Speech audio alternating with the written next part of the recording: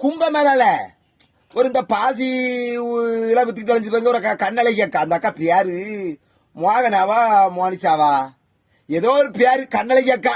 அந்த அக்கா பாசி வித்துக்கிட்டு நடந்தது. அது பொழப்ப கெடுக்கிறதுக்கு ஓடி ஓடி போட்டா எடுத்தாங்க. கண் அழகா இருக்கு, அது அழகா இருக்கு, இது அழகா இருக்குன்னு போசு அப்படி கொடுக்கா இப்படி கொடுக்கான்னு போட்டா எடுத்தாங்க, வீடியோ எடுத்தாங்க, மேடையில போய் செயின்லாம் கொடுத்தாங்க.